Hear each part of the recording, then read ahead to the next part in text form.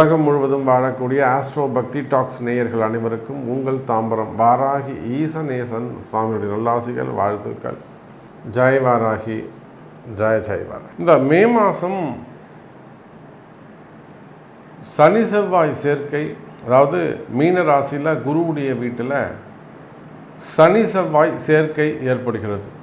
இந்த மாதம் முழுவதுமேவும் பொதுவாக இந்த சனியும் செவ்வாயும் சேர்வாரேயானால் அதுக்கு உடனே என்ன சொல்லுவாங்க, அது வந்து ஒரு பாவதோஷம், அந்த மாதிரி கிரக அமைப்பு இருக்கக்கூடாது குருவுடைய வீட்டில் அப்படின்னு சொல்லுவாங்க. ஆனால் பாருங்கள், அதெல்லாம் பேச்சு வாக்கில் இருக்குமே தவிர ஏட்டில் இருக்குமே தவிர நடைமுறைக்கு மாறுபடும். நிறைய ஜாதகத்தில் வெற்றி பெற்றவங்க, சுறுசுறுப்பாக இருக்கக்கூடியவங்க, செயலாற்றல் மிக்கவங்க, நிறைய நகைச்சுவை நடிகர்கள், நீங்கள் நகைச்சுவை நடிகர்கள் நிறைய பேர் எடுத்து பார்த்தீங்களா, அதே போல் அரசியலில் வந்து பேச்சாளர்கள் இருப்பாங்க, மேடை பேச்சாளர்கள், அப்புறம் இலக்கிய பேச்சாளர்கள், பாடலாசிரியர்கள், இவங்க இந்த மாதிரியான வெற்றி பெற்றவங்க ஜாதகத்தெல்லாம் நீங்கள் எடுத்து பார்த்தீங்கன்னா கண்டிப்பாக அவங்க ஜாதகத்தில் சனி செவ்வாய் சேர்க்கை இருக்கும். நிறைய பேர் இப்போது வீட்டில் வேலை செய்யும்போது அல்லது வந்து 10 பாத்திரம் தேய்க்கும் போது, லேடிஸ்லாம் சமைக்கும்போது பாட்டு பாடிகிட்டே இருப்பாங்க, இல்லை பாட்டு கேட்டுகிட்டே இருப்பாங்க. அது ஆண்களாக இருக்கலாம், பெண்களாக இருக்கலாம். தூங்கும்போது பாட்டு கேட்குறது, அதிகமாக பாட்டு பாடுறது, கூடவே பாடிட்டே வருவாங்க. எல்லா இடத்துலும் ட்ராவல் பண்ணும்போது, குளிக்கும்போது, சில பேர்லாம் பார்த்திங்கன்னா குளிக்கும்போதெல்லாம் சாப்பிடும்போதெல்லாம் பாடிட்டு இருப்பாங்க. இவனுக்கெல்லாம் என்ன தான் கிரகம், இதை கூட நாம் சொல்ல முடியுமா அப்படின்னு கேட்டால், இதெல்லாம் அவங்க ஜாதகத்தில் பாருங்கள் கண்டிப்பாக சனி செவ்வாய் சேர்க்கை இருக்கும். அப்போ பாட்டு பாடுறது ஒரு பாவதோஷமான அப்படி கிடையாது. இல்லை, ஜெயிக்கிறது, ஒரு ஜோவியலாக இருக்கிறது, கலகலப்பாக இருக்கிறது, இருக்கிற இடத்த கலகலப்பாக வச்சுக்கிறது, இதெல்லாம் ஒரு அற்புதமான கலை. அப்போ இந்த சனி செவ்வாய் சேர்க்கை சேர்ந்தால் பாவதோஷம் அப்படின்னு யாராவது நினச்சிங்கனாக்கா, கண்டிப்பாக அப்படி ஒரு ஜோசியர் சொன்னார்னாக்கா அவர் கண்டிப்பாக தோற்று தான் போவார். அப்போ அப்பேற்பட்ட ஒரு அற்புதமான கிரக அமைப்பு இந்த மே மாதம் ஏற்படுது. மே மாதம் முழுவதும் சனியும் செவ்வாயும் குருவுடைய வீட்டில் அமைந்திருக்கிறாங்க. வீடு கொடுத்த குரு பகவான் கேந்திரம் ஏறி இருப்பது மேலும் சிறப்பு. இதனால் இது யாருக்கெல்லாம் ஸ்பெசிஃபிக்காக யாருக்கெல்லாம் அமையும்னா, காவல்துறை அதிகாரிகள், காவல்துறை அதிகாரிகளுக்கு சிறப்பானதாக இருக்கும். அதே போல் இராணுவ வீரர்களுக்கு சிறப்பானதாக இருக்கும். ஊர்காவல் படை மற்றும் ஆர்பிஎஃப், சிபிஎஃப் அந்த மாதிரியான படை வீரர்கள், போர்ப்படை தளபதிகள், அப்புறம் இது மாதிரி நாட்டை காப்பாற்றுறதுக்காக உளவுத்துறையில் இருக்கக்கூடிய ரா அமைப்பு சேர்ந்தவங்க, அதே போல் கம்யூனிகேஷன்ஸ், அது யார் அந்த செய்தி தொடர்பாளர்கள் இருப்பாங்க இல்லையா, அவங்களுக்கு, மீடியா துறையில் இருக்கக்கூடியவர்களுக்கு, அப்புறம் வந்து அந்த செக்யூரிட்டி சர்வீஸ் பண்ணக்கூடியவங்களுக்கு, மேன் பவர் ஏஜென்சிஸ் வச்சு நடத்தக்கூடியவங்களுக்கு, அப்போ யாரெல்லாம் இந்த காப்பாற்றக்கூடிய இடங்களில் இருக்கிறாங்களோ, அந்த மாதிரியான தொழில் செய்கிறாங்களோ அவங்க எல்லாருக்கும் இது சிறப்பானதாக இருக்கும். அதே போல் மெயினாக ஆயில் பிஸ்னஸ் பண்ணக்கூடியவங்க ரொம்ப டிமாண்டாக இருக்கும். ஆயில் பிஸ்னஸ் பண்ணக்கூடியவங்க, கேஸ் பிஸ்னஸ் பண்ணக்கூடியவங்க, ஆயிலு, கேஸு, எல்லா விதமான ஆயிலும் சேர்த்துக்கலாம் நீங்கள் அந்த இடத்துல. அதே போல் லேண்டு பிஸ்னஸ் பண்ணக்கூடியவங்க, கோல்டு சில்வர் பிஸ்னஸ் பண்ணக்கூடியவங்க, செவ்வாய் வந்து கனிம வளம் இல்லையா, பூமி இல்லையா, அப்போ வந்து கனிம வளம் சார்ந்த பிஸ்னஸ் பண்ணக்கூடியவங்க, ப்ரமோட்டர்ஸ், லேண்ட் ப்ரமோட்டர்ஸு, பில்டர்ஸு. அப்போ இந்த செவ்வாய் சனி காம்பினேஷனில், அதாவது காய்லாங்கடை நடத்துகிறவங்களிருந்து விவசாய பெருமக்களிலிருந்து எல்லாருக்குமே இந்த மே மாதம் ஒரு சிறப்பான மாதமாக அமையப்போகுது. அப்போ இந்த சனிக்கு என்னெல்லாம் பார்வை, 3, 7, 10 பார்வை இருக்குது. செவ்வாய்க்கு என்ன பார்வை, 2, 7, 8.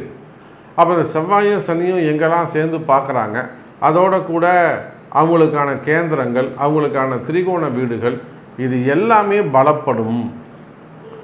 அப்போ ஒட்டுமொத்தமாக பார்த்தோம்னா இந்த மே மாதத்தை பொறுத்த வரையிலும் சூரியன் உச்சம் பெற்று சுக்கிரன் ஆட்சி பலம் பெற்று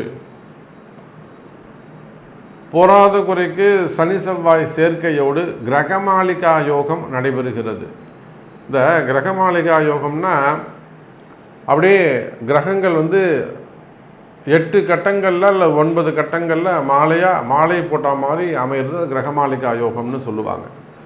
அப்போ இந்த மே மாதம் அந்த மாதிரி ஒரு கிரகமாளிகா யோகம், அதாவது மே மாதம் 6ஆம் தேதி 7ஆம் தேதி 8ஆம் தேதி 9ஆம் தேதி 4 நாள் சந்திரனோடு சேர்த்து.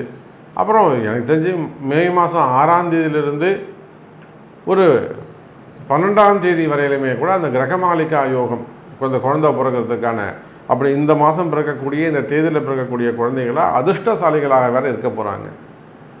அப்போ பல நன்மைகள் ஒளிந்திருக்கின்றன. இந்த மே மாதத்தில் பல நன்மைகள் உள்ளே ஒளிந்திருக்கின்றன.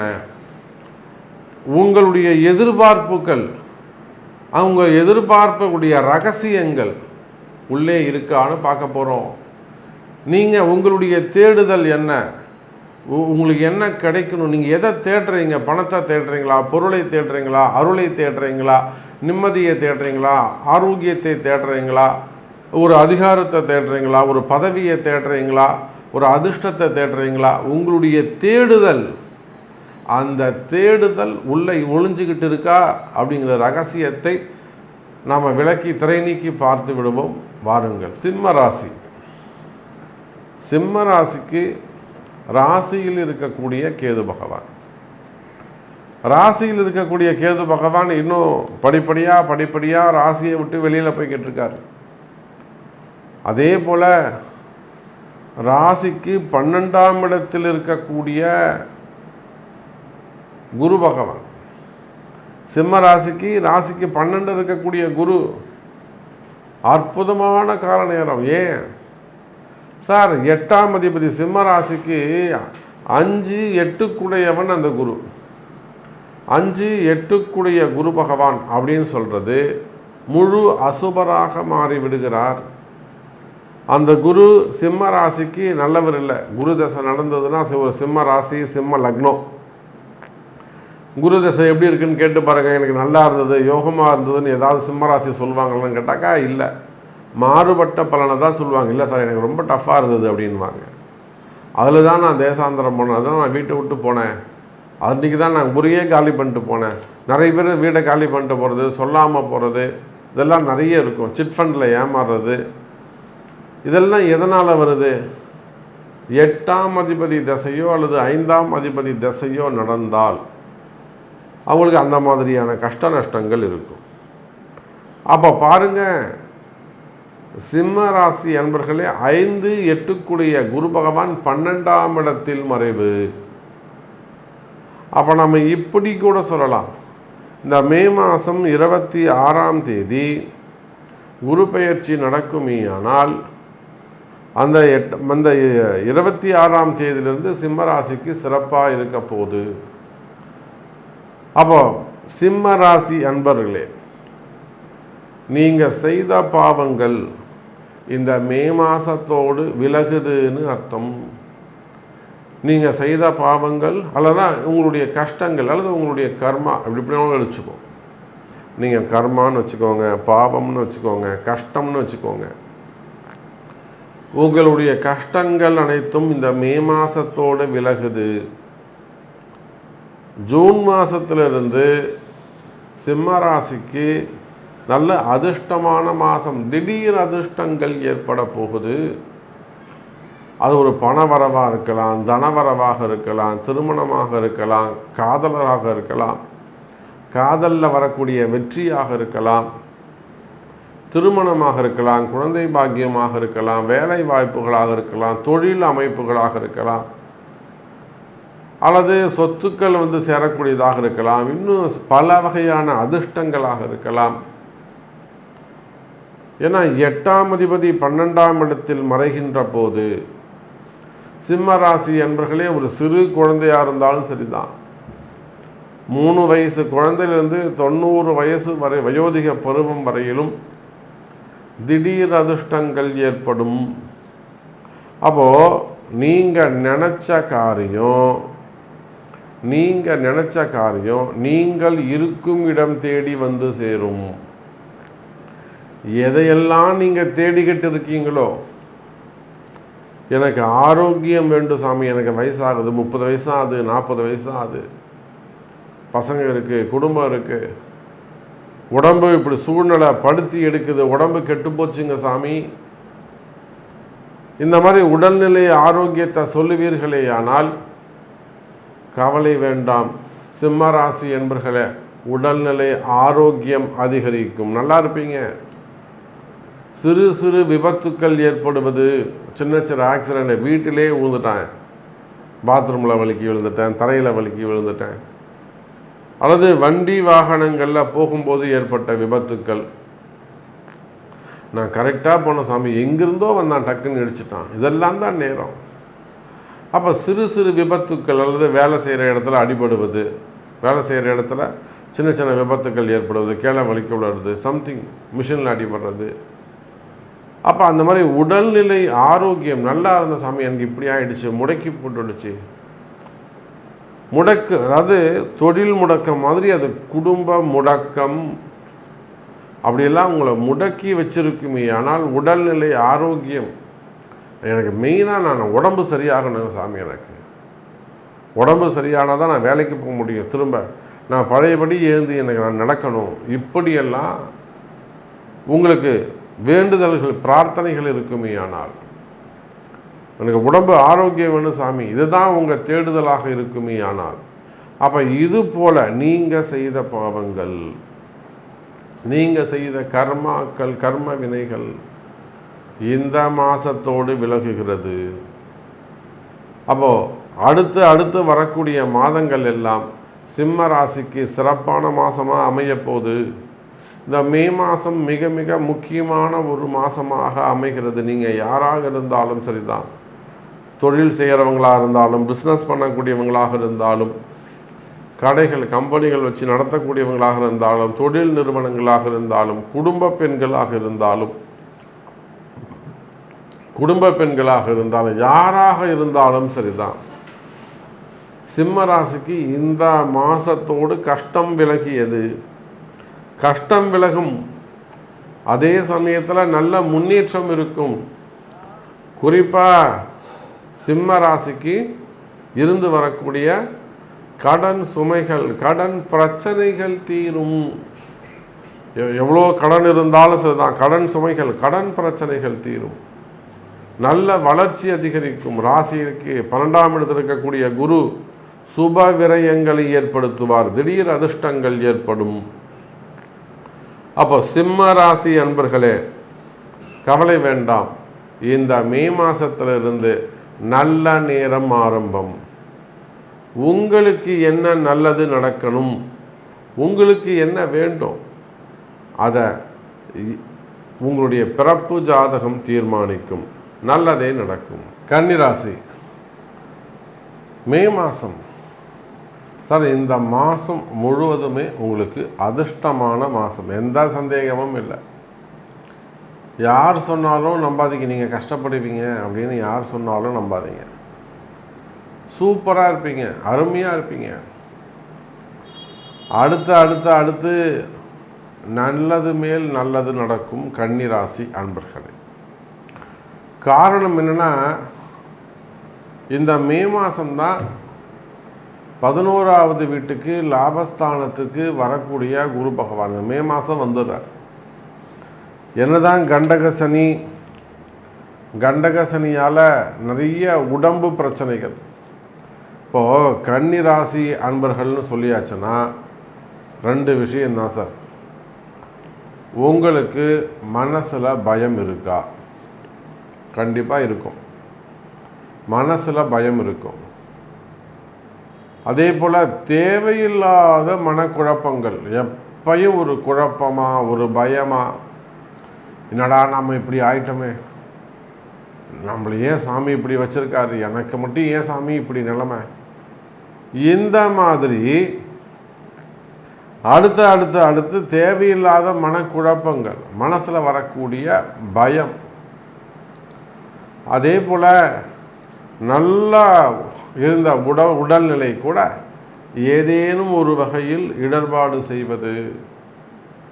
உடம்பு நல்லா இருக்கும், லங்ஸ் ப்ராப்ளம் வருவது, டைஜஷன் ப்ராப்ளம் வருவது, லங்ஸ் ப்ராப்ளம் வருவது, டைஜஷன் ப்ராப்ளம் வருவது. அதே போல் வயிறு சம்பந்தப்பட்ட பிரச்சனைகள், அடிவயிறு, கிட்னி சம்பந்தப்பட்ட பிரச்சனைகள், இன்னும் சொல்லப்போனால் உடல் பருமன், மெயினாக ஒரு ஒரு உடல்நிலை வந்து ஒரு சரியான அளவில் இல்லாமல் இருக்கிறது. சின்ன நல்லா இருந்த உடம்பு சாமி திடீர்னு இப்படி ஆகிட்டாரு. ஸ்ட்ரோக்கு, கேன்சரு, ஹார்ட் அட்டாக்கு, ரத்தம் சம்பந்தப்பட்ட பிரச்சனைகள், பிளட் ரிலேட்டடாக வரக்கூடிய ப்ராப்ளம். அப்போ கன்னி ராசி அப்படின்னு சொன்னால் உடல்நிலை ஆரோக்கியத்தில் அதிக அக்கறை, அதிக கவனம் தேவை.